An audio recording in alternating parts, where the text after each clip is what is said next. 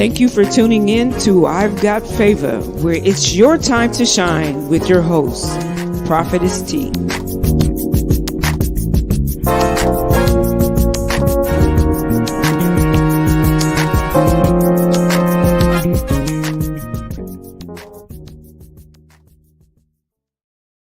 All right, you're on. Hey, good evening, good morning, good afternoon, wherever you are on God's green earth. I want to thank you for tuning in to I've Got Favor, where it is your time to shine. I am so excited about tonight, you guys. Remember, I've been talking to you about it being okay to not be okay sometimes. Well, tonight we're going to revisit that conversation. Sometimes it's where we're at a point where not just having the Bible and praying and talking to God is enough. Sometimes you can use somebody in the natural to kind of assist you through the resetting and the renewing of your mind and also dealing with your healing process. So tonight we're going to have a conversation with a group of panelists, and you have to be patient. I want to give y'all time to come in, and tonight's show is going to run a little longer than usual.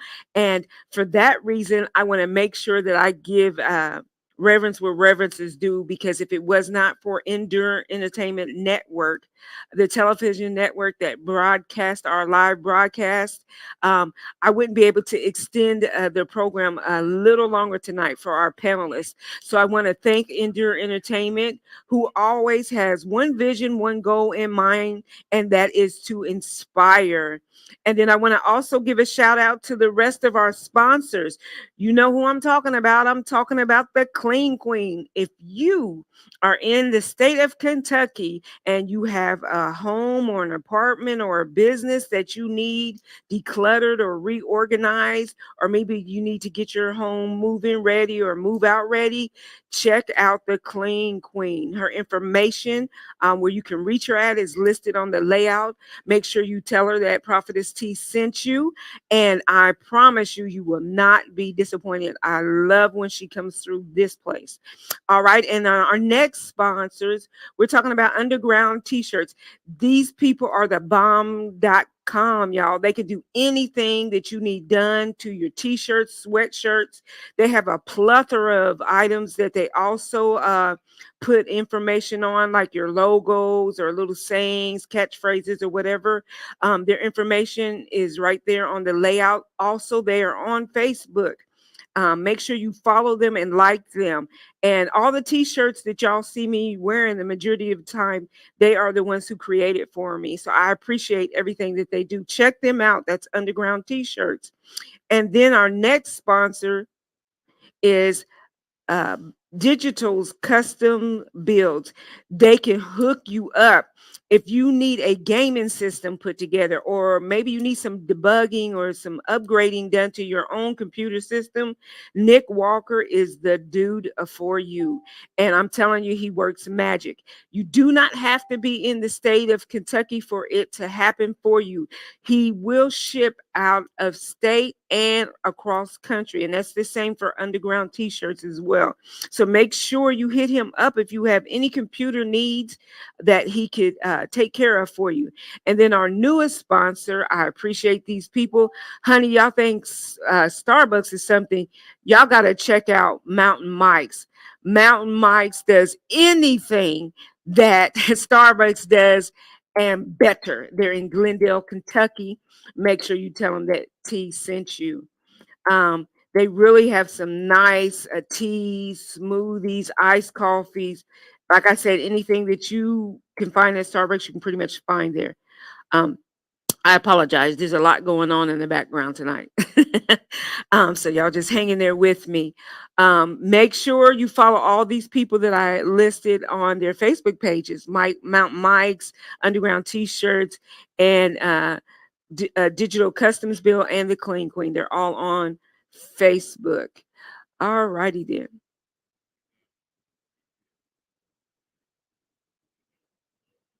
Okay. So you guys, we're talking about tonight it being okay to have Jesus, but also a therapist. I want to reiterate that to you. Sometimes we need additional help to help get us through this attack that we have in our brain. You know, that conversation you have with this voice and reality. Sometimes you need somebody that can help you sort out those things. Sometimes when we try to, express ourselves, we've got so much going on that we can't make it make sense. And there are people, believe it or not, that God has assigned in this earth that can help you process what's going on in your head. Now, I don't know about y'all, but I got a couple of them in my head, that sometimes want to have conversations with me that I know ain't all copacetic. Everything ain't truth that my mind tries to tell me. So sometimes I have found myself in a situation where I have to get with somebody who I can feel comfortable in, that's not going to judge me, but can help walk me through the process of dealing with these mindsets that I might have, false narrative about myself. For instance, if you've grown up in a situation where you've been degraded all your life, or been told that you won't amount to nothing, you can't do nothing, it's impossible for you to achieve. When you start hearing them negative narratives, you really take on those mantles as if they're your truths. And sometimes that can be spread down through generations after generations after generations. So I have found a group of people. I thank God for connections that are willing to share some of their time this evening with you guys, so that we can talk about, what it takes to get in therapy. What is therapy like? Even sharing some of their experiences. You know what? I know therapists that have therapists. At least my husband always told me every therapist should have a therapist. After dealing with us in our several voices, right? you probably need to disconnect too. So everybody needs somebody to feel like there's a safe place and that we can have conversations with. And I want to introduce you to some people that I truly believe would be an asset to you. And we're going to have some raw conversations. I'm going to ask some questions, y'all, because you know me, I got a mouth that God has gifted me with, so I'm going to talk about it. All right. So I want to tell you a little bit about some of the guests that we're going to have come on. And guys, they are still coming in. I keep forgetting that we're on Eastern time and my guests are on Central time. So we had a little miscommunication. But who I had reached out to is a young lady that I've known for several years. She used to work with Danny.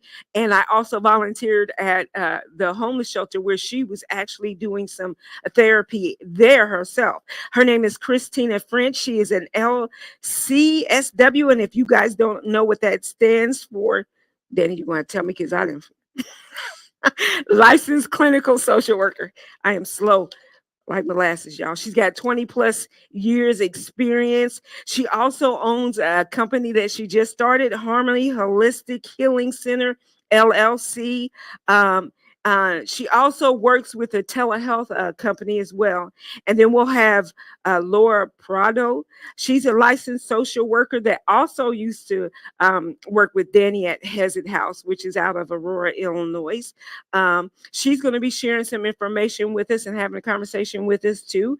Another panelist that we'll be bringing on will be Jennifer Bell. She's another social worker. She'll be coming in later on towards the end. And then we have a fabulous person, Mr. Dewan Wash, who is a civil activist. He'll be sharing some information with us as far as what he does with Christina and so forth.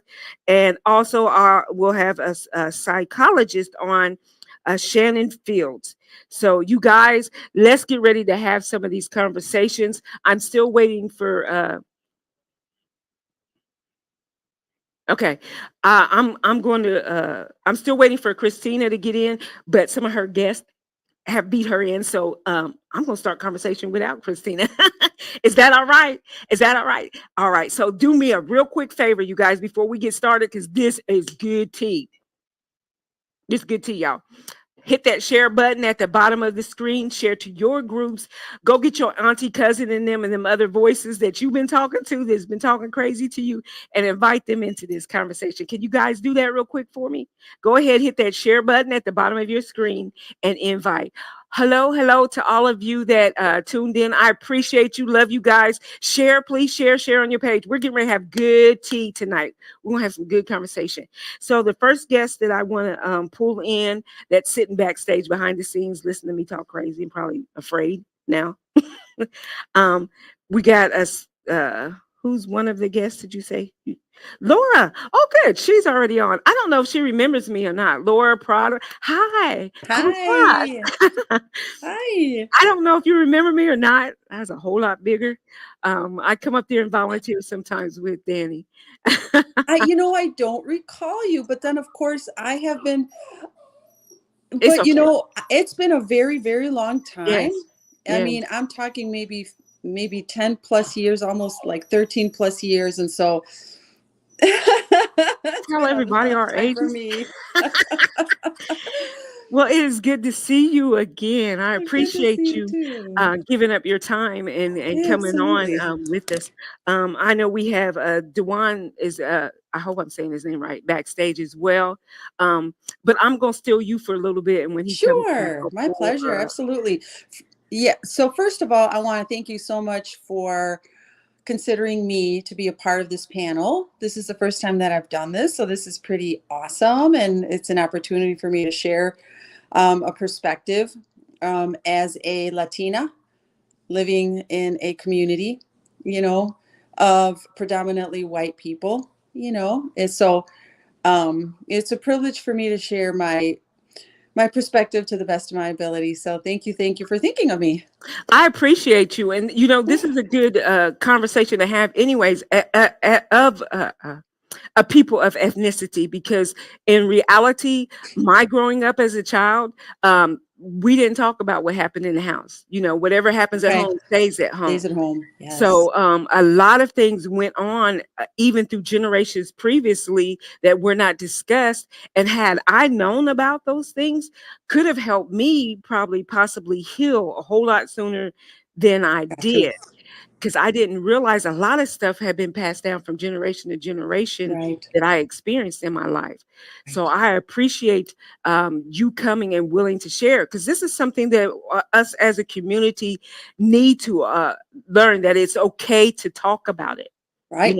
It's okay Absolutely. to go to therapy. Right. You don't have, you hear so many bad things about therapists. Right. So I appreciate you willing to give up your time. Is Thank you. Dewan back, Danny? Can we pull him in as well? Okay. Hello, sir. Hey, how are you? I am good. I am so excited, you guys. You don't understand. So if I'm very talkative, it's because I'm nervous, because I'm intimidated by my audience. But I appreciate you guys sharing some of your knowledge with our guests, because we really need to have these conversations Yeah. with our people. I am all about Jesus. I am all about God. I believe God is the center and the answer to it all. But I also know that there's conversations that we don't have. The church don't always exercise and sharing things with everybody. So I'm about getting us out there and letting us know that we got to talk about, we have to have these conversations so that we can heal as a community Right. and as individuals in whole. So Dewan, I appreciate you for willing to give up your time. And before I pull well, Danny, are you still there? Hey girl. Christina, how you? Did she get her There sound she is. right? So can you tell them a I'm little trying to bit figure out about how to get in here. Hello, everyone. all Hi, right. Tina. So I'm going to ask if you guys don't mind taking like a minute to share briefly a little bit about you Hello? and what you're bringing to the Hello? table. Danny, did you? We can hear you. She was having trouble with her sound earlier too when I was talking to her. Laura, you want to go first, Hold on one and second. then Dewan? Sure. Absolutely. So my Hey, name is Jamal. Laura Prado, and I've been in the field of social work for maybe 15 plus years. And I started my career working as a social worker at Hesed House. I was their bilingual case manager.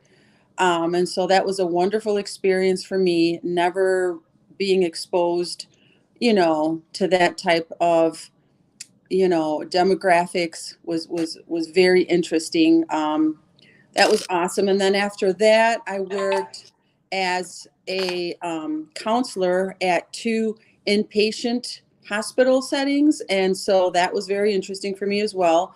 And then I learned a lot there too. And then from there, I started to work at a private practice out in Crystal Lake. It's called the Center for Courageous Living, and I'm their Hispanic therapist there. And so I'm able to utilize, my bilingual skills. I'm able to utilize all of the experience that I've gained from working at Hesed House and as a counselor at 2 hospital settings. And so I've been doing that for maybe a little over a year. And so the private practice that I work for is actually Christian based. And it's very interesting, but I'm finding that I'm getting a lot of clients that are kind of not understanding, like therapy and Christianity.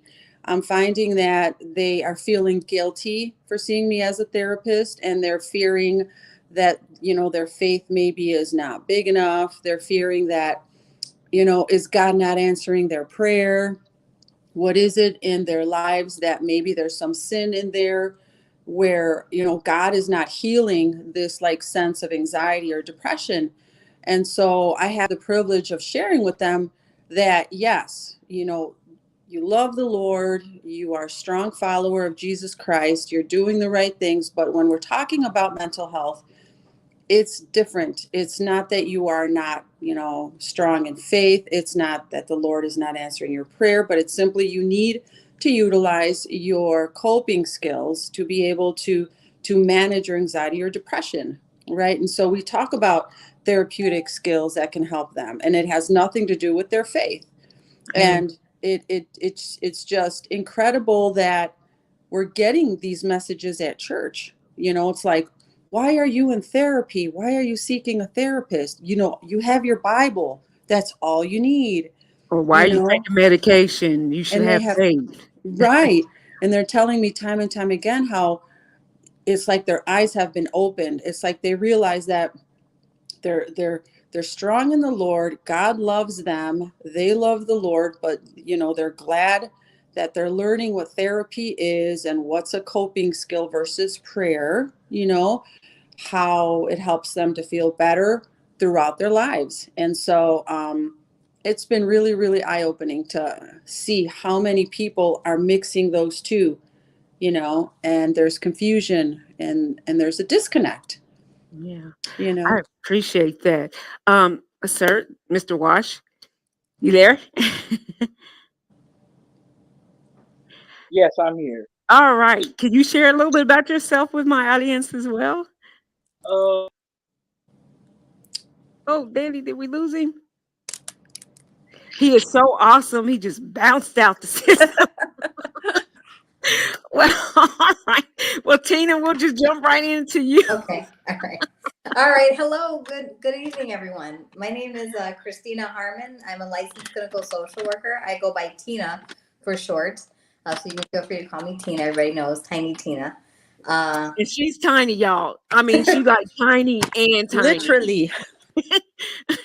Like she's a little people. You don't have to tell them that. Okay. Nobody knows on telehealth. This is the great thing about telehealth. Nobody knows how tall I am. I look average height. Okay. Here comes the one. Sorry. You are so awesome, man of God. You just jumped off the screen. You gotta bounce.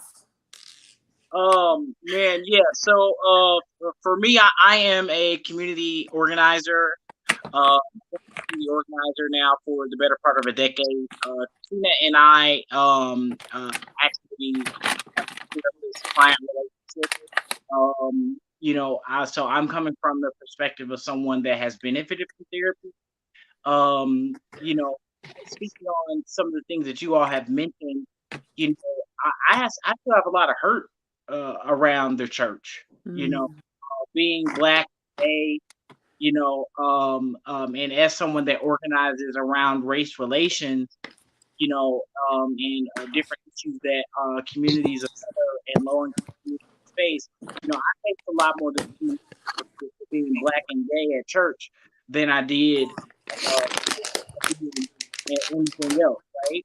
And so for me, Hey, Dewan, we're having a little bit of difficulty hearing you, so you're breaking up like every other word. oh, Do you have your earpods you can put in? Maybe that'll help. I do. Give me a second. Okay. Um, so you guys, I hope I wanted y'all to have a little bit of flavor of everything in this conversation, because we need to have these conversations, you guys, for real. And a lot of healing also needs to be done within the body of Christ. Can y'all feel me? So you still have an opportunity to invite people into the podcast as we prepare to go forth, and we're going to share some different perspectives. Now, let me tell you guys, eat what you need to eat and spit out the bone. Amen. Don't catch attitudes, because I got one too. Amen. We're about love, and this is a safe place. So I brought these people here to have a conversations with you guys, and we're going to be open and transparent with you guys, because we want you to heal too, because there's some of you that are secret closet doing stuff, self-medicating and getting up in the pulpit and preaching. And other things. So let's have a real conversation, because if we're honest with people about our struggles, about some of the battles that we have within ourselves, we can get healed as a community to have a healthy relationship and actually love the way God meant for us to love. Amen. Amen goes right there. Welcome back, brother. Are we good now, you think? Can y'all hear me better now? Yes. Okay. So as I was saying, I appreciate being invited into the space, because I do think that it is important to talk about the hurt that occurs not only in the church but in our homes. You touched on a lot of that earlier. With some of the things that I've been able to have to face growing up, dealing with parents that were substance users or substance sellers, dealing with sexual abuse, for long periods of time. All of these things that we aren't supposed to talk about. Like you said, what happens in the house stays in the house. Being looked at as crazy because you got a therapist, and it's like, well, where else am I supposed to talk about this stuff, and how am I supposed to cope with this stuff if I have no healthy outlet to do it? So as you mentioned earlier with substance abuse, I've struggled and dealt with a lot of these different issues, but these are things that have a lot of stigma that are associated with them when you discuss them openly and in the public. You even deal with people that say, oh yeah, we're against the stigma until it's you. Come on. And when it's you, it then becomes a problem. So I appreciate being able to have this sort of open and candid conversations about the benefits of therapy and why it's important and necessary for people, particularly of importance for folks that are doing work in the community and that are therapists themselves, because as you mentioned earlier, also with the generational trauma, because we are working with other people who have been through trauma and are dealing actively with trauma, we have to also find ways and means to serve as an outlet to release some of that trauma that we also take on as we have conversations. And that is really good, because we know hurt people hurt people. So if we're going to heal the earth, we got to get healed for real, for real. And we got to have these conversations in order for, even when they are not comfortable. Right. I also noticed that Shannon Fields has come on, so I want to pull him in too. Hello, Shannon. How are you doing, sir? I'm good. How are you? I am really good. I'm having everybody go around and pretty much introduce themselves and talk about themselves. Tina, we'll come back to you a little bit. So, Mr. Fields, if you don't mind telling us a little bit about yourself, I'd appreciate that. Okay. Well, my name is Shannon Fields. Right now, I currently work in the school setting. I work with Montessori schools. Prior to that, I worked at River Edge Hospital. I was a mental health counselor there. And then prior to that, I worked at a therapeutic day school. All right. Well, you're good and to the point. Hey, everybody that's on, once again, make sure you're sharing this post and pulling in people that could benefit from this conversation, because we're going to talk about it. Please, you guys, I brought them in so we can have a conversation. That means that T don't need to carry everything. Amen. So I noticed, hi, Miss Riley, ¿cómo estás? She says, being a Latina, I struggled with my faith in God being questioned or sending a message that I don't have enough faith in God. And Laura, that one's for you. Go ahead. If you can repeat the question again, just because you kind of Miss Francis, she's from Puerto Rico. She said, I have struggled with my faith in God being questioned or sending a message that I don't have enough faith in God. Mm-hmm. So I just want to encourage her and let her know that has nothing to do with her faith and love for God. That if she's struggling with mental health and she does not know what is going on, it has absolutely nothing to do with her faith. She loves the Lord. It sounds like, she's very, faithful in her walk with the Lord. And it's very, very important to realize that seeing a therapist is key. They are the ones that could lead you towards learning coping skills, learning about generational trauma, learning habits that were formed in early childhood. Was there neglect? Was there emotional abuse? Was there lack of awareness and things like that? And so identifying those things are key. It does not mean that you don't love the Lord. It doesn't mean that the Lord is not answering prayer. It just means that God is leading you to a place of furthering your understanding, as God has blessed, women or therapists, male or female, with the knowledge, of therapy, and utilizing that for your benefit and saying, thank you, God, for what I'm learning. Thank you, God, for, walking me or walking with me through this journey, and not seeing it as, oh, you're not faithful, or, oh, you're not right with God. And so God's just kind of like, ooh, what's going on here? So I just want to encourage her with that. All right, Tina, before we get into, because I've got some topics I want to discuss with you. Before we get into it, can you share a little bit about yourself as well? Sure. I enjoy hearing my colleagues, actually, so it's nice. My name is, like I said, Christina Harmon. I go by Tina for short. I'm a licensed clinical social worker. I've been in the field for about 20 years now. I started off working with teen. My mother ran a teen mothers group. It was called MIM. It was a young mothers program in Naperville, and I would babysit the infants while she would do groups. And so my mom also was a facilitator for the IRS EEO facilitator. So she would investigate complaints that people would make about people. So like kind of the Me Too stuff, she'd be the one that would be investigating that for the IRS. And she would run groups. So I say all that to say that I love running groups. I went to Aurora University and graduated in 2005 with a master's in social work. And that was a group-based program.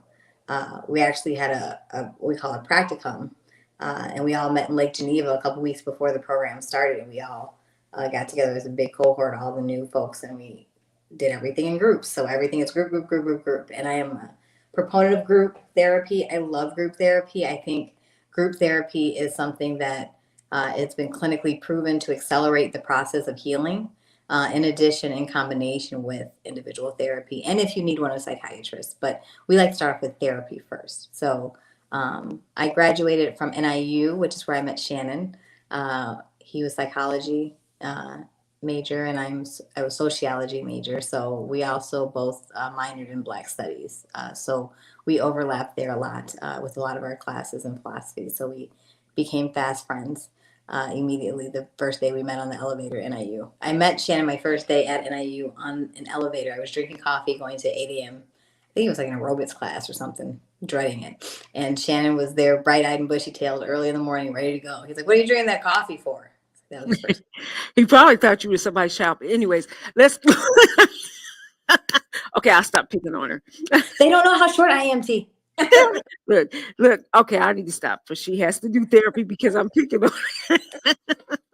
I am very tiny. I'm only 4'9", full disclosure. I love her, but man, Thank you. I love you too. Hey, don't let her height fool you because she's a beast. I'm tiny, but I'm mighty. Yes, she is. So, guys, I appreciate you once again being willing to give up your time and to share some information with us. And I appreciate you most of all. And I want to say that because you're willing to share your experience on what it is like to be in therapy. I know for me, just starting out, you guys, I went through several therapists before I found the right therapist. Yeah. And I know that can be frustrating as well. So, Duan, can you share a little bit about how your experience has been? Definitely. I think that that's important to find someone that fits and molds with you. Being a black gay man in America, I found, I started out with white therapists. Just be honest. But, how can I talk to a white person about my experience as a black person? They don't know my walk. They don't know my struggle. So, that wasn't a good fit for me. I've struggled with dealing with male therapists. Being a gay man, I'm more comfortable working with women. Particularly I lost my mother at a young age to drug addiction. So, she wasn't in the picture. I miss my mama, honestly. So I have a better relationship getting and hearing and feeling my mother through the therapist that I've been able to identify with. I also work in the social justice field, so I needed someone that had a idea of what social justice is. I needed to have someone that I felt like I could be fully authentic with and wouldn't be judgmental of me and would understand all of the struggles that I have to face both personally and professionally. Because for me, I can be addicted to work just like I could be addicted to other things. So important for me to be able to identify somebody that would help me heal on a whole level as opposed to just compartmentalizing my healing. And I think that is awesome, you guys. I know, Duan, for me, like I said, it took me like several therapists to finally get with somebody who really fit me. Um, for you therapists, you guys with degrees, how do you determine what client works well with you? Because is there ever a point where you're with a client that maybe you feel you're not working well with? Do you suggest them seeing somebody else? Is that an option? 100% yes. That has happened with me before. I can answer that definitely. And I didn't get to mention I own my own private practice, Harmony Holistic Healing. And in my private practice, I can be very selective because I own it, so I talk about that. And I talked about that with Duan. He can vouch when he comes back in. That's one of the things that we talked about. We were up at about 3 a.m. messaging each other on emails back and forth. He was actually looking for someone who specializes in what's called EMDR, and it's a special trauma treatment. And that was something that he was looking for. And I know someone who is already trained, who's going to train me in that, but I'm not qualified.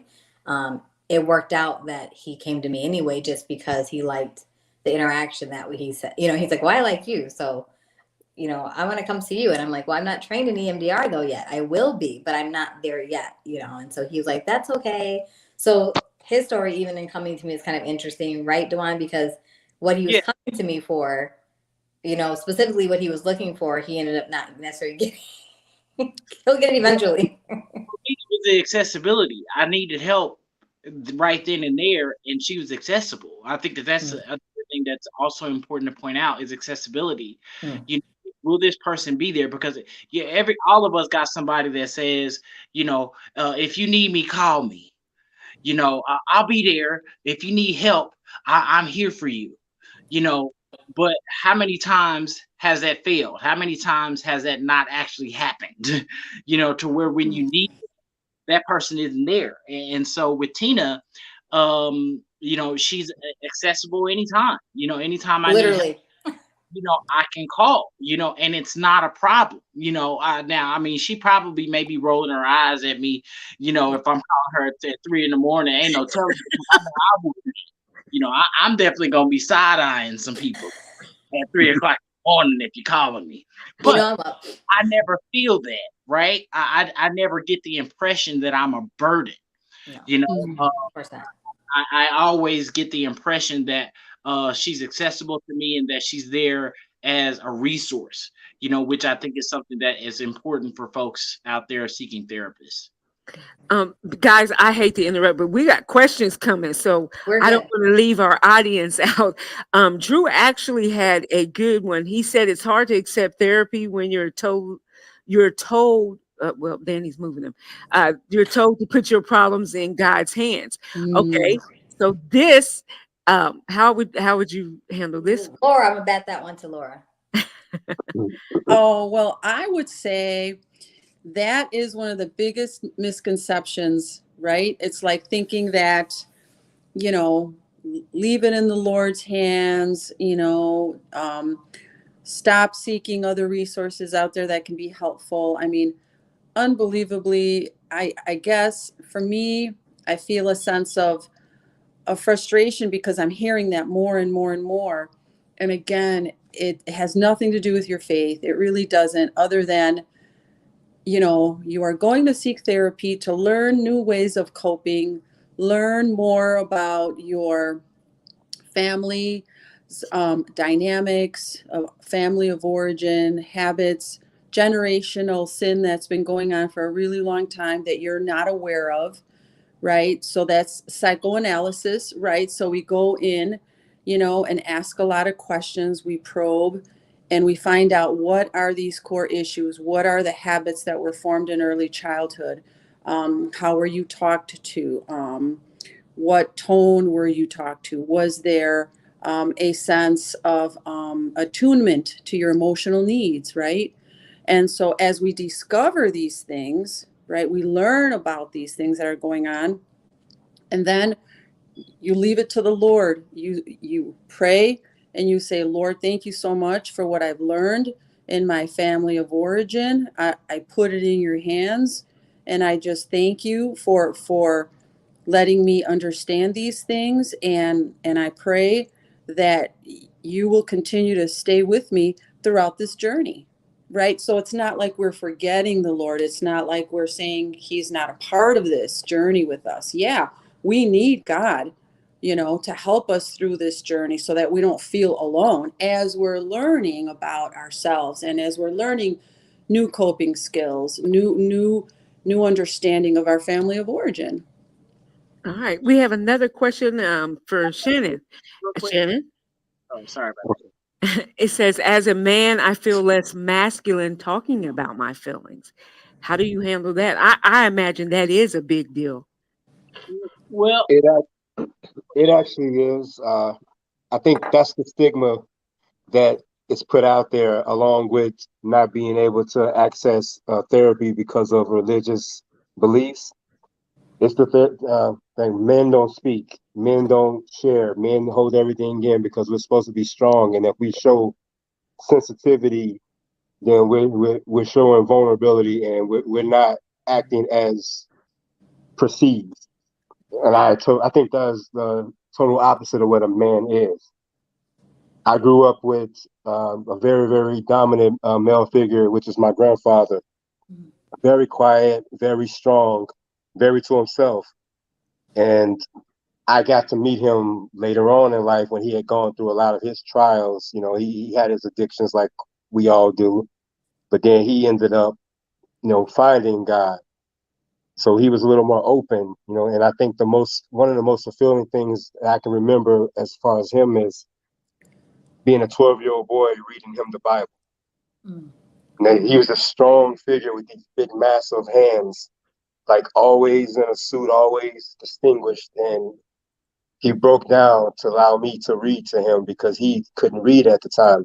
And I just thought that was the most admirable thing I had ever experienced, because he let me know early that a man can be vulnerable. You know, a man can show that sometimes we need help too, and we can let our guards down to allow you guys to come in and help us in areas where we are struggling. You know, we can't necessarily have this shield on every day. We're the physically strong ones, but sometimes deep down inside, we're hurting and we're struggling and we're just begging for some sort of help. And if you're not allowed to teach yourself or allow someone else to show you how to express that, that's when you start to break down from the inside. Start to deteriorate from the inside, and then you start seeing these physical ailments. It's like, oh, this person was so strong, and then all of a sudden they just broke down. Yeah. There was a lot of years of holding things in because you couldn't let it out. And as we all know, anything that manifests in energy is real. So if you allow a negative energy to enter your body and stay there, and you don't allow yourself to express or get help for that, it starts to break you down from the inside, and then it becomes a physical thing. Shannon, I am so glad you brought that out, because I mean, that's one of the things, even, you know, as a minister of the gospel, that I know factual, that when I was 14, I had a lot of suicidal thoughts. My body actually started attacking me. Like, I had pain that I could not, they couldn't find nothing that would cause me to limp. Psychosomatic. It's called psychosomatic. I was reading a book just recently, and it touched on what you said. And basically, it was they did a study on people that were in a concentration camp, and they said they can determine by the study who was going to eventually die and how many days they had left based off of how they answered questions. When they mentally gave up, their body, their mind started to make their body manifest that thing, because the mind controls the body. So if the mind says I'm done, the body responds because it has to listen to the mind. Wow. So when you were saying that you felt like you didn't want to be here anymore, your body only did what you told it to do. And when you decided to switch that and turn it around, your mind sent the signal to your body that we're not done. We're still here in the fight, so we're still going to be strong. And then those ailments probably started going away for you. So that, I mean, you just blew my mind. I never even thought that you're actually confessing that over yourself and making yourself sick. Yeah, that's why they always say, be careful what you speak out loud. Be careful with your tongue. You know, I think it's important to point this out, because we live in a society that has a set idea of what gender roles are, right? It's supposed to be this way. The woman is supposed to be this way, even though in reality, our homes are rarely, you know, situated to the idea of what we consider a man and a woman and a family to be. What we see on TV is not actually realities that we exist in. You know, something that was touched on earlier, I wanted to make a point in saying that faith without works is dead, right? Absolutely. Amen. When you have such a thing as, you know, let go and let God, I think of the parable of the man in the flood that's on his roof.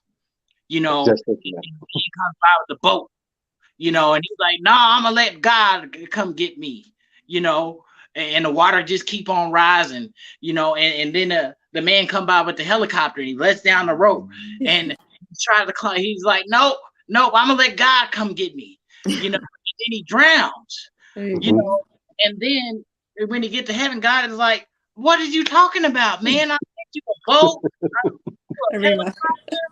you know." So it's like what we've been taught in church, you know, because what I've had to realize for myself is that I was taught wrong in church. You know, I was taught about a hateful, vengeful, fire and brimstone God. I wasn't taught about a loving God. You know, more so than I was taught about a God that was going to punish me and not one that was going to love me, because I wasn't getting love at home. So if I'm not getting love at home, I'm not getting love in my community, and I'm not getting love in my church, where am I going to get it from? especially as a man, right? And as Brother Shannon was talking about earlier, if it's not okay for me to process these feelings and for me to talk about this stuff, what am I gonna do? I'm gonna go out and I'm gonna hurt other people. I'm gonna be harmful in my community. I'm gonna do all of these other things, right? That are temporary to make me feel good in the moment, while at the same time continuing to hurt myself. So I think it's important to break down those gender roles and understand that it's not always about the man leading the household or the man being, because being equally yoked means that not only am I well, but you're well also. Right. It's not about 50-50. No, we 100-100. That's what I always say. I say the same thing to my love it. Right? You know, so I think it's important for us to kind of unpack some of the bad stuff that we've learned about who God is, and understand that your who God is for that person that's that person's relationship with God. Has nothing to do with your relationship with God. That's something completely separate. That part. Amen. That's right. That's why we're having these conversations, because we need to learn truth. You do have to develop your own personal relationship, and it's going to look different depending on what you're bringing to the table. So Miss Francis had a really good question. And I'm talking about dealing with grief.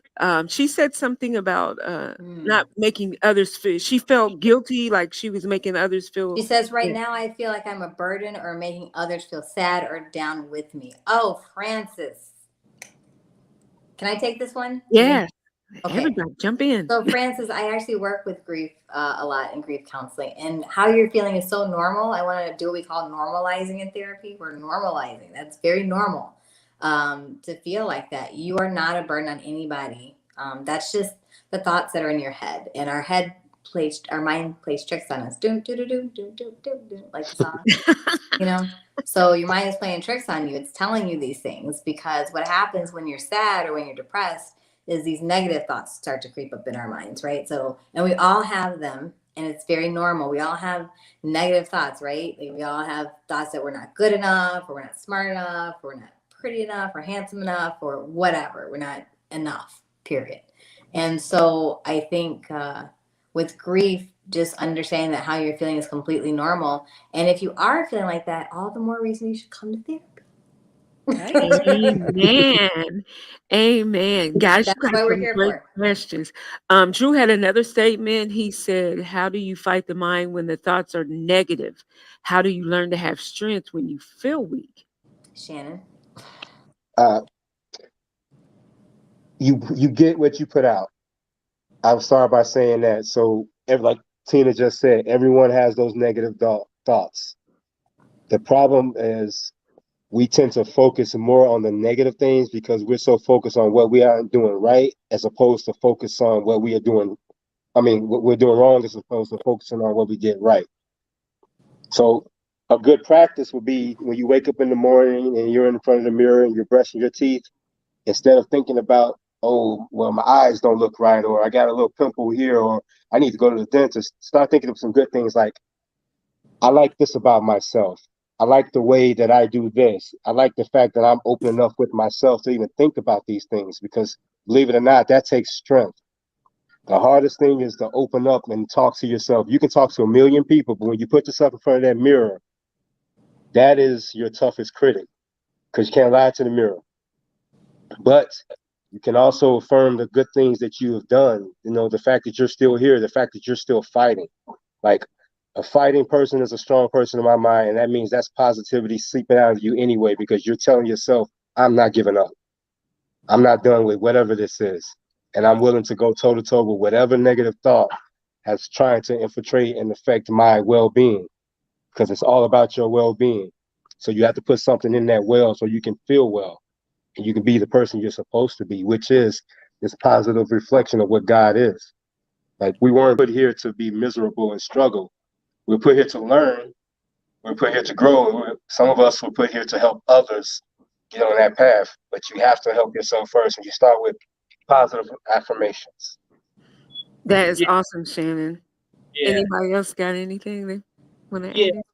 one of the things that I started doing, like today, I got up and I cleaned my living room, right? Like my house is a mess right now because like I've been right there with you in terms of like being in a debilitating depression. One is recognizing that, sometimes I need a little bit more help than just therapy. I need my medication, so that is important. Positive affirmations are also important. So one of the things that I'm starting to do is put post-it notes in places where I know I'm gonna visit. If I gotta go to the bathroom, I know I'm gonna brush my teeth, I know I'm gonna use the bathroom. So I put positive affirmations in places where I know I'm gonna visit in my house. I know I'm going to go to the refrigerator. So I put something on the refrigerator. I know I'm going to go make some coffee. So I put something near the coffee maker, so something to just remind myself that I'm not the bad person that my mind makes me out to be, because I've done a whole lot of good in the world for a whole lot of different people, but it's difficult for me to focus on that. It's much easier for me to focus on my mistakes because I think that that's something that we all do. It's normal to think like that. What isn't normal is allowing those thoughts to take over, allowing those thoughts to be in the front seat instead of in the back seat as a passenger, because they always gonna be, like I'm never gonna get rid of the bad thoughts. They're always gonna be, but thoughts are not facts. So that's one of the things I've had to learn is that my thoughts are not facts, right? They're just thoughts. And a thought is only temporary. It's gonna be in there, and then it's gonna pass right on. So that's something that has been helpful for me, as well as meditation. I think that's wonderful too. And I want everybody to realize too, it's also understanding who your father is. So for me, it was that same thing, coming up as a Jehovah's Witness. Y'all, that was rough. Oh, you were in JW? Yes, I was. Oh, Jen, I know all about JW. So, I mean, the narrative that you hear, if you don't know God, like as love, all you hear is you're going to hell for everything you do Yes, if you you are. don't do this. But Right. it takes you taking time to actually learn God for real and learn that what his grace is and what his mercy is, and understanding his love. He wants everybody to win. He's not out to burn nobody. For real, for real. God's whole purpose of creating you was so you win. So it is getting out of that head. I think for me, it was learning to forgive myself for even when I failed or made bad decisions, to say, okay, I didn't do great, but it's okay. So I want to talk to you guys when it comes to deciding to get into therapy. What are the steps that you suggest to people to get started? I mean, to make the first step in choosing a therapist. How do you decide who you need to What I see? would say is you want to find someone like Duan was saying that's a good fit for you. And like you were saying, T, it could take a couple of tries, because we're just people. Therapists are not perfect. As much as we like to, put our capes on and everything, we're not perfect. We're not, God. So therefore, we're just people. And so a therapy is relationship, right? So like Duan and I have a therapeutic relationship, as he mentioned earlier, right? So anytime you're in relation to anything, you are in a relationship, right? So you want to honor all your relationships. Well, I'll speak for myself. I want to honor all my relationships. And so I want to make sure that whoever I'm in relation with and is surrounding me, whether it be clients, friends, family, whoever, that it's a good fit, and that we're in right relations. And so one of the things that people can do, the thing that I would suggest and how I think Duan found me, was going on psychologytoday.com, type in your address and see who pulls up. And I'm on there. There's a bunch of profile pictures, and we all have little bios and tell you about ourselves and our background and our philosophies. And I would say that that's a good way to start for everybody. That's how I found my daughter's therapist. I went on Psychology Today, and I have a therapist too. I found her on the same one. So, and I have another one. I'm actually doing hypnotherapy. So I have a hypnotherapist that I am working with because I'm doing it myself for my clients as well. Duan, did you want to jump in and say anything else about that? Yeah. I think it's important also to start small. I mentioned earlier, that I got up today and I living room, so you can't eat an elephant in one setting. So I think it's important to set SMART goals and be realistic in your therapeutic goals, and realize that it's okay to not be ready to talk about everything. Everybody's not going to be like me, be an open book and be ready to have these open discussions about these sorts of topics, publicly. And so I think that that's okay to kind of recognize that if you only want to talk about one thing, that's okay. It's okay to start small and not beat up on yourself for not being fully open, because it is a relationship. It's probably going to be a little scary, because it's a stranger that you're talking to, and you're talking about your deepest, darkest secrets and your deepest, darkest emotions, so it may be a little daunting and scary, to recognize that that's okay as well. I think is important, but just start small. And as Tina mentioned, some signs that I would suggest in terms of it not being a good relationship is if you feel judged by the person. For me, like, I've had to change providers because I felt judgment from that other person, and I'm there to heal. I'm not there to add on top of the trauma I'm already. So, Right. so if I feel that there are some signs, pay attention to your gut. It would be what I would say. And another question, how can you tell if you need a psychiatrist, psychologist, a therapist? How do you tell? Laura. LCSW, soon to be.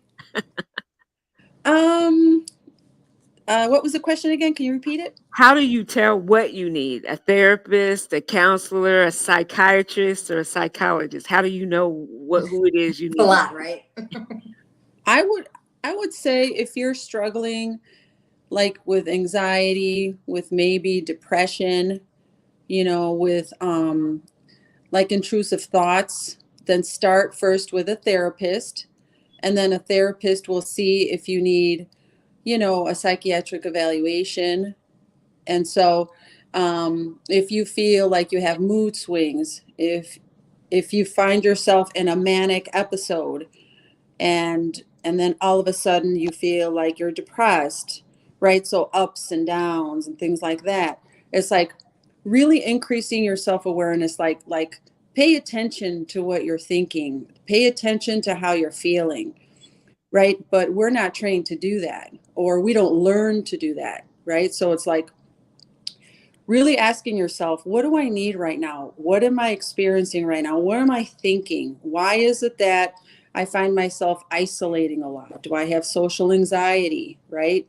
Things like that. Then, okay, definitely see a therapist. And then the therapist will lead you to a psychiatric evaluation to kind of further assess if it's bipolar, if it's maybe depression, I had a therapist and a psychiatrist, so I had to be medicated and talked to. And just so you know, and that's very common too. There's a whole stigma and shame around the medication. That's a whole other thing, and I agree with what Laura says. With therapy, what you want to do is you want to start off with therapy first. Best practice is what we call it. Best practice in therapy is you want to start out first with a therapist. The therapist, like Laura said, will then recommend you if you need medication. You may not need medication. There's alternative treatments to depression now. I use a light box, right? You go under this light box and you put your head in. It's like a tanning bed for your head, and in 30 minutes you're better. It's called the Dream Spa. There's TMS, I'm going to mess it up. TMS, I'll just call it that. But they do electrical stimulation on your brain. So there's many other forms, and they have alternative psychiatrists, which is in my program what I work with. I work with alternative medications, and then I also have traditional psychiatrists too, that I can refer out to. But the important thing too is, like, I'm a social worker, right? So Laura and I are social workers. Shannon's a psychologist. We're all therapists. It doesn't matter. So don't get hung up on like the psychologist versus the counselor versus social worker versus therapist. We're all the same. We don't prescribe medicine. We see people and we talk to them. Right. A psychiatrist prescribes medicine. And what's funny is, right, my clients will come in and tell me, oh, I have the worst therapist. I'm like, why? Oh, because they only talk to me for like, they talk to me one time for an hour, and then after that, it's only 15 minutes. I'm like, Right. that's a psychiatrist. They're only Right. supposed to see you for an hour, and Right. then it's a 15-minute medication management That's appointment. it. And that's it. They're not supposed to, and that's how I know they're not seeing a therapist, but they thought they were seeing a therapist. So I understand how for the average person, it can be so confusing as like, where do I even start? You know what I mean? So I'm glad that you brought that up to me, and we had an opportunity to clarify that and also talk about the stigma. And I want to just briefly touch on my soapbox about the side effects of antidepressants, because the side effects of antidepressants are suicidality, feeling worse.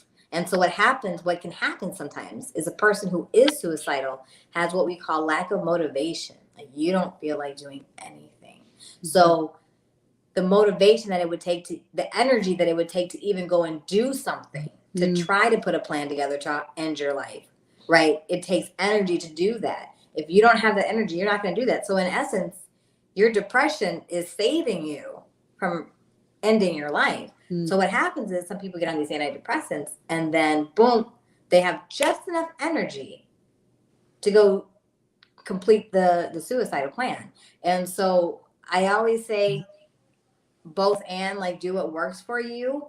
Medication can be helpful. They have side effects. And one things that I can tell you is, being a therapist for 20 years, people keep coming into me and telling me they have to up their antidepressants. And I keep going, if antidepressants work so well, why are we constantly having to adjust the medication, you know? But that's just my soapbox. You know what I mean? Well, I think it's a good point to bring out too. Like I said, I had to be on medication for years. I've been off of medication for 17 plus, so I don't take any medications. But it was also changing the narrative in my head. Yes. So I had power and control over, no, I ain't gonna believe that about me, you know. So we got more questions, guys. Okay, Nessa, she said it. Oh, Nessa, you had to write a book today, huh? I had a knee replacement in the 29th, and my uncle, aunt, two cousins passed. Oh, Lord Jesus, are the only people that called me back. My daughter stayed with me for a month. Calls. I guess she's asking. She doesn't feel she's supported. And does she have a right to be angry because nobody's checking on her? I'm gonna let Shannon or Laura take that one. I'm sorry, what was your question? I couldn't hear. Guess she's basically saying she had surgery and she has no support system. So nobody really has followed up with checking on her to make sure she's okay. Her church family or her regular family or friends. Why she just want to know, why doesn't she have the right to be angry? Because nobody's checking on her. So is she feeling that she does not have the right to be angry? Is that what I'm hearing? I think maybe they're telling her she shouldn't be getting mad, but she thinks she has a right to be mad because nobody's checking on her. Nobody's even calling to check on her. That's ridiculous. I think she has every right to be angry and just kind of question her support system, right? Because that's what they're there for, to make sure that she's safe, that she's okay, that she's being taken care of. And so absolutely, I would say question those support systems and reach out to the best of your ability. Reach out to your community, to your neighbors. Yeah. I would say do that. For me, I've been that person. I've had to flip those thoughts on their head though. Right. So I've had to lead with love and lead with grace in those sorts of situations, because one, I was born alone, I'm gonna die alone. Right. What's important for me is to recognize that I felt those same feelings. My mom and them ain't calling me. I'm seeing them interact on Facebook. That's pissing me off. Yep. Like all of these different things are happening, right? But then I had to realize, well, I'm way up here in Illinois. My family's in a whole nother state. You interact with people that you interact with on a day-to-day basis. So if your family are further away and you're in one place and they're in another, it's normal for them to interact with people that they see on a regular basis. It's normal for them to call each other if they're interacting with each other on a normal basis. So I've had to recognize that first off. I've had to also recognize that they have families, they have jobs. I'm the one that's depressed. I'm the one that's isolated. I'm the one that's, not putting myself out there.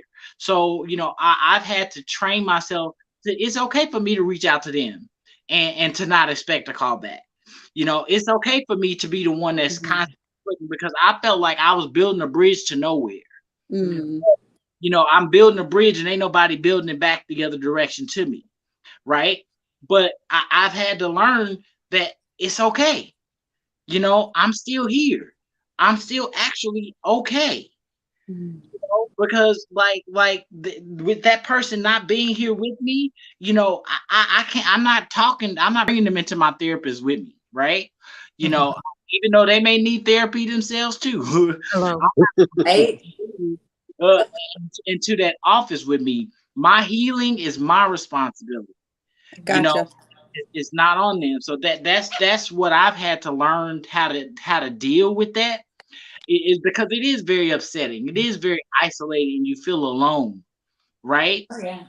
But I think for me, it's more empowering to understand that I can deal with this on my own and that I don't need them, because again, to me, that's codependency, right? Like, Right. to have these people in order for me to heal, when that ain't the truth. That's what my mind is telling me. My mind is telling me that I got to have all of these people. I got to have 100,000 people. Everybody got to be my friend, when that ain't the truth. Once I'm whole and once I build it, those people will come back. When I call my sister, I still know she loved me. Oh, she tell me she loved me every time she talked to me. When I see her, it's not like nothing ever changed.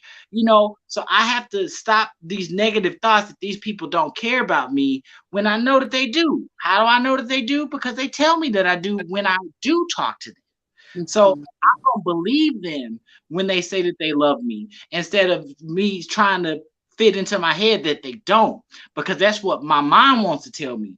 My mind wants to tell me that I'm not loved. My mind wants to tell me that these people don't like me and that I deserve to be alone. Right? But that's not the truth. And I think another thing before we get to the next question is what I want to share with my truth. When you're going through your highs and your lows, you can be a lot for everybody around you. And if they don't understand what's going on, naturally, oh no, not today. That's gonna happen. Oh, I can't, that's too much. I can't deal with that. So we have to grace with that too. I know that was a lot. Me and my mother were both having highs and lows together. So yeah, we that right there was that's happening right now, like literally. So I understand. only Jesus kept me from killing her and her from killing me. Oh no. We was both on medication and still we were too much for each other. So we have to give grace for that too. It doesn't mean that they don't love you or that they don't want to be a part. They don't care. Right. It's just that you are a lot. And sometimes people just get caught up in their own lives. Like we're all so busy, especially now with like the way life is now, compared to back in my day, years ago, you're expected to be plugged into work and everything 24/7, and like it consumes us. So, it's not a lot of times that people don't care, because I used to say, oh, my brother doesn't call in and check on me. That's not necessarily his thing that he's going to do, but doesn't mean he doesn't love me. You know what I mean? So he shows it in different ways. And that kind of goes back to the book, if anybody's heard of it, The 5 Love Languages, which talks about like how people express and receive love, and how it can be different, how we give love and how we, receive it. So I think that's the thing. Also, just wanted to touch on something too. You mentioned family and how hard it is for the family. There is I have to do the plug. There is a organization called NAMI, National Alliance for Mental Illness. Taraji P. Henson is the ambassador of NAMI. So I'm a member of NAMI. So Taraji also has her own company, which I must mention. It's the Boris Lawrence Henderson Foundation.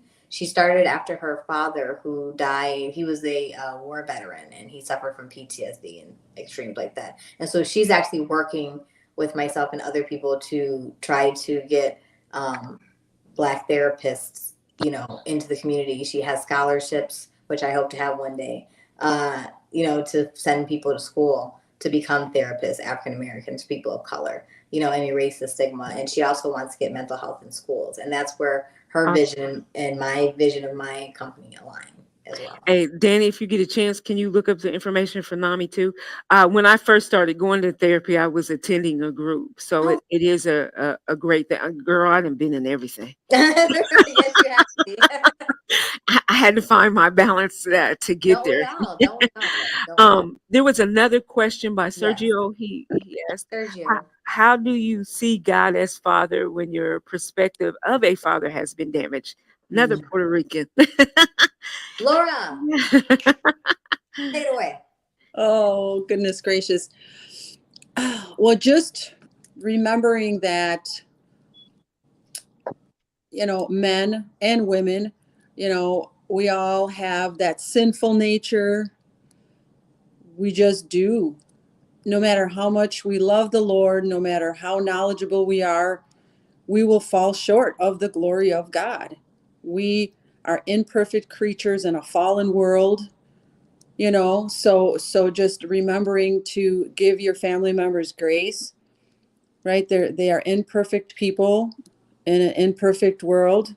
And so, yeah, I mean, it's very, very easy to fall into that trap. And it's a challenge, absolutely, to say, well, wait a minute, my father was cruel to me, or maybe neglected me, wasn't there for me. So, wow, Jesus Christ, I mean, it's a challenge, right? And so just remembering that we live in a fallen world and we are imperfect creatures and we're not going to get it right, right?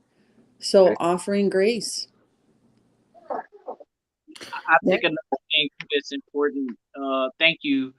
I think another thing that's important for me is understanding if you're a father, are you your father? If you're not your father, build upon that image of who God is for you, of who God the Father is for you. If you are a good father and a good husband to your family, you could use that to build upon who you think God is. Because again, we go off what we're taught, right? And you're taught that God is this vengeful, hateful person, but that's not who God is. God is love, and that's it. The greatest commandment in the Bible is not the 10 Commandments. Is when the disciple asked God, what is the greatest commandment? And he said, love. What is it? Love yourself, love your neighbor as you love thyself. Right. He says, love me with your whole heart, your whole mind, your whole spirit. Exactly. So love, that's the great commandment. So if you lead with love, build upon that as your foundation for who God the Father is. Shannon, you look like you had something to say. Well, I just wanted to touch on what she said. She said, how could you love God as your father when your representation of a father is tainted? And I would just say, and Tina could attest to this, I had an epiphany years ago when I was talking to my older brother about my mom, and because she had gone through some things, I had to explain to him, you've never met her. You met someone that was damaged who happened to have children. Yeah. And I think as children, we forget that our parents are humans. Yes. And they come with flaws and they come with insecurities and they come with things they need to work on as well. But all we see is this superhero that's supposed to be perfect. Right. And then when that image of our parents is shattered, it does something to you until you get to a place where you understand, you know what? I'm looking at another human who happened to have the privilege of bringing me into this world because that was their job, but they're still not perfect. And if I look at them as a perfect person, then I'm going to judge them wrong. And internally, I'm going to judge myself wrong because I'm going to say, if this person is my parent is not perfect, then what does that say about me? But once we Wow. come to understand that none of us are perfect and we all have flaws, we all are infallible, and we all are trying to get to this place that we call perfection, which is unrealistic. Right. We're never going to get perfect. What we're going to do is progress. So once we get progress, then we'll understand more. That is so true, Shannon. Oh my gosh. And you just reminded me of that whole conversation. My dad was abusive and an alcoholic. So I didn't know him, and I didn't know a man to be loving or caring or nurturing. I didn't meet my dad till a month and a half before he died, Mm. because he was no longer drinking. And he actually talked for the first time in the years that I had been with him. My dad never talked. He never talked. So when we found out he was dying of bone cancer, his last month and a half in the hospice, I stayed up there with him, and he never slept because he wanted to have conversations. Mm. And I was like, all these things you telling me about how you felt about me, you never shared with me my whole childhood. Ugh. And I felt, I felt cheated because I just learned him and he died on me.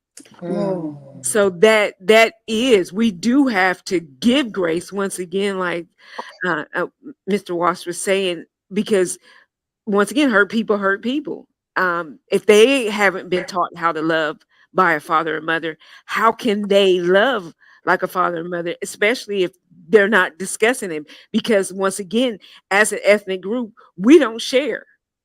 I Mm. mean, we don't talk about what goes on in the house. I mean, there was incest in my family. There was molestation, Mm. but it was never dealt with. Mhm. Never dealt with. Wow. Yeah, mine too. So yeah, that's crazy. Danny, you said there was one more question. Did I miss it? Oh, Miss Francis again. That's why I feel I'm a burden, because those around me just don't know what to say. So I feel when I enter the room, they may be feeling overwhelmed. Just hoping today I'm not sad. That's not about you though, Francis. That's really about them not knowing what to say. It's really people get uncomfortable, very uncomfortable when trauma is involved or loss. I would just say people don't know how to respond. They don't know what to say. They don't want to bring it up because they don't want you to feel bad, or they don't know what to do. It's like walking on eggshells around you. So, I would suggest maybe not taking it so personally and making it about you, and make it where it needs to go, put it back on them. And that it's like you said, they're uncomfortable, right? They don't know what to say. That doesn't mean that that you're a burden because they don't know what to say. And I'll vouch for that as well.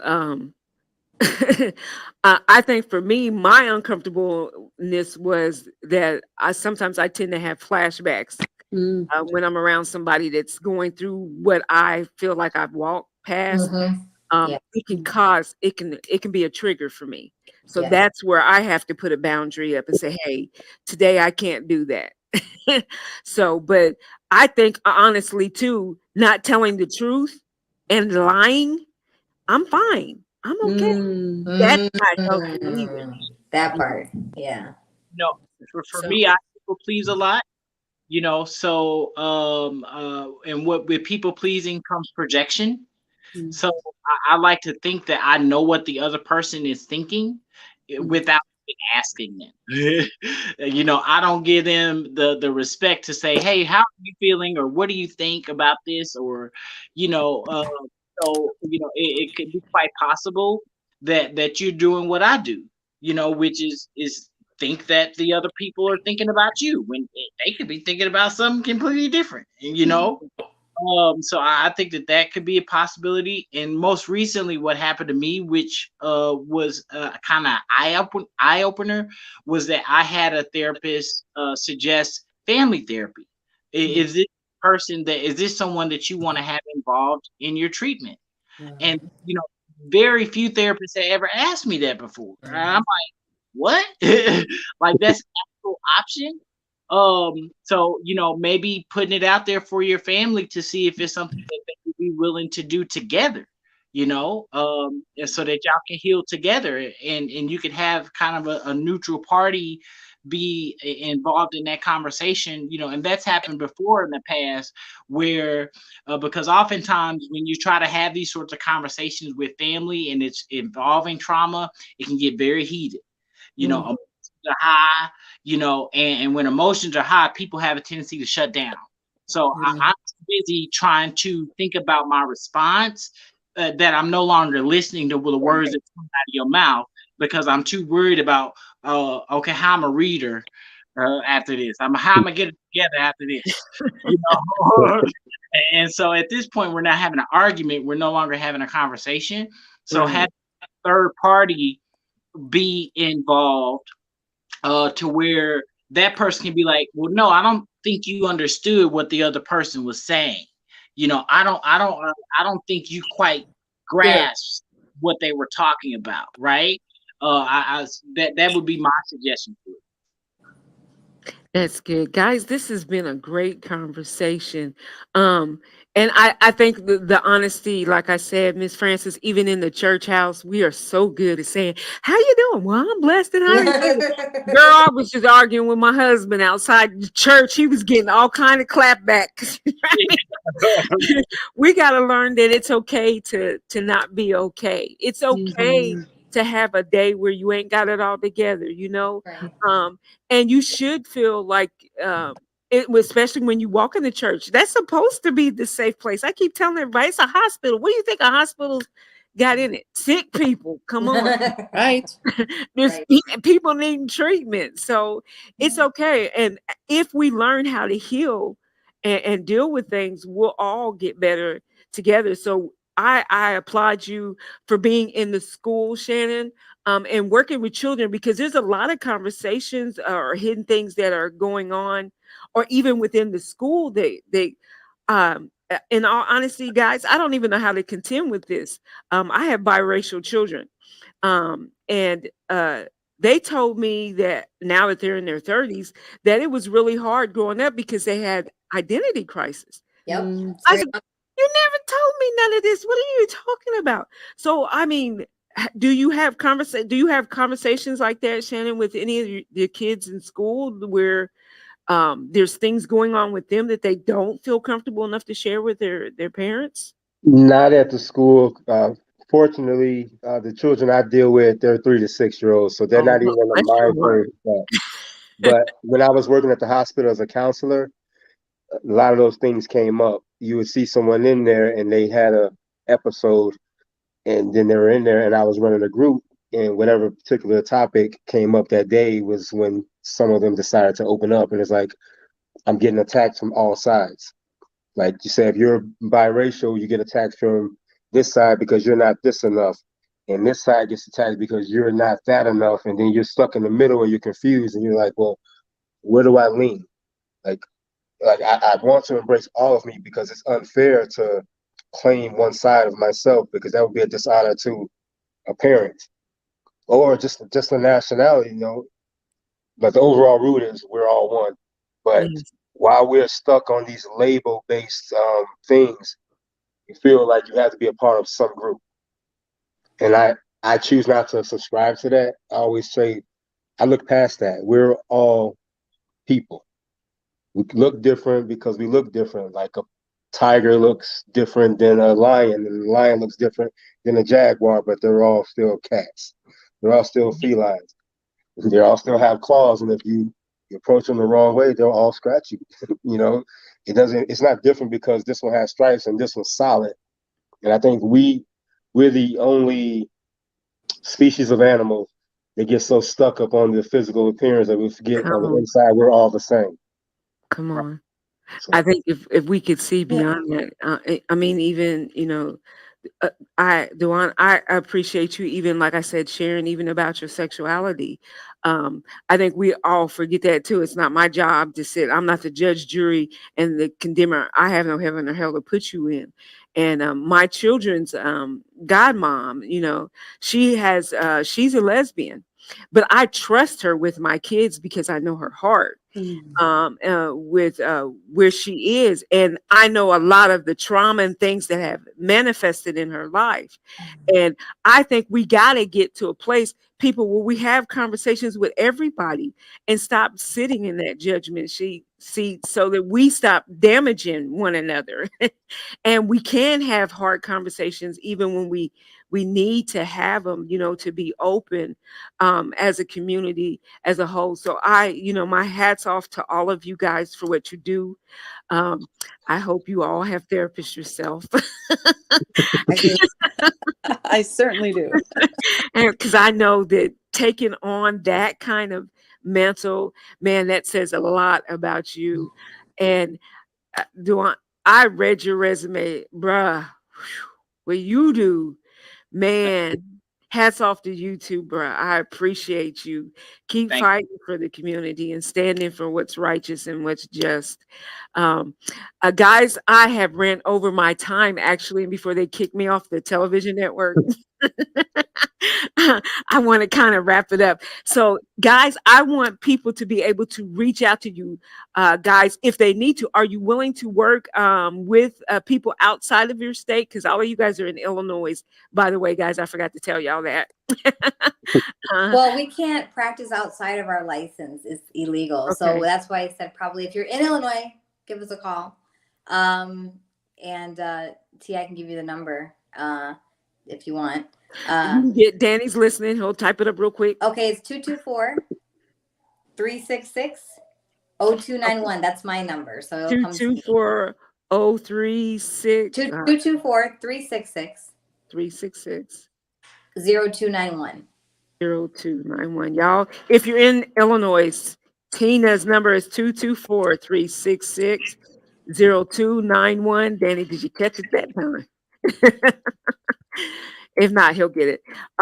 We also we're posting up, you guys, if you're having suicidal thoughts, if you're struggling with depression, severe depression, if you have issues with overeating, not sleeping well, being bullied, domestic violence, we're putting up some numbers as well for you guys to reach out. The number for NAMI, we'll put that up as well. I want you guys to trust that Jesus is not going to burn you up in no hellfire if you reach out to a therapist. Everybody forgets this. Hello, somebody. Jesus was a counselor. Boom. Oh, my word. Jesus was a counselor. He was. The meditations in the Bible. And he says that. So come on. Hello. He's gave you a source. So, and God anoints people to be able to do this. These people can help you make sense of whatever's going on. And I'm telling y'all, I had to learn that. I had to unlearn some false narratives too from the church, that it was okay, and it's okay not to be okay. That's the whole reason we need to have understanding of why we think or perceive things the way we do. And I just want to say real quick, it's really important because there are faith-based counselors like myself and Laura who specifically do Christian counseling or whatever your faith is. I can do that, counseling with you. So that's one thing we had to point out. That's right. So see, guys, there's somebody, and this is my goal. This is what I advocate. All you churches that are open in the name of Jesus Christ, your Lord and Savior, need to have some type of counseling or mental management program or something within the church. I think ministers need to take some type of therapist class or counseling school so that you know how to counsel effectively those that deal with issues. And when it's above you, go ahead and admit it's above you and send them to a specialist that's licensed. Yes. I'm all for that. That's what I'm preaching. That's what I'm advocating for with every church. If you stand for Christ, then come on, be for real. Everybody's got an assignment. We all can't be the head, tail, stomach, neck. We stay in your lane, mind your business. Amen. Right. Amen. All right. So, guys, any last words before we get out of here? I just want to say thank you so much, T, for having us on. And I want to say thank you to Shannon, Dewan, and Laura for joining me. Jennifer Bell was going to come on, but she was at work, so unfortunately she couldn't be here. But she's here with us in spirit. Oh, yeah. Tell her I said, I will tell her. Shannon, it was nice to meet you. And Nice to Laura, meet you as my well. feelings is hurt that you don't remember me, but it's well. I was going I to say love thank you you for the anyway. invite. I appreciate it. Thanks I for having appreciate me. Tina for thinking of you guys. When I said, "Hey, Tina, you want to come on?" She's like, "Yeah," and I'm going to bring. I was like, "What? Okay." So I would like if at some point later on, you guys, if you don't mind, if I bring you back in a few months, Absolutely. and we Sure, can. this was so much Absolutely, fun. love it. I I'd love to come appreciate back. it. I don't want to speak for them. No, I absolutely. appreciate it. So, guys, this podcast broadcast is going to be posted to my page, of course, all week. I pin it to the top of my page. Okay. Make sure if you did not get to start from the beginning, you go back and watch the replay. It's going to be Yes. up here all week, and I'm quite sure I'll be sharing this frequently because this was just too good, and I know there's somebody that needs it. Once again, I want to thank our panelists for joining us. I want to thank all of you guys for tuning in to I've Got Favor, where it is your time to shine with me, your hostess, Prophetess T. And in the words of my favorite vegan, honey, you go on and have yourself a good day. And if you can't, don't go messing up nobody else's. You guys be blessed. Have a great and prosperous weekend. Bye-bye. Thank Bye-bye. you. As well.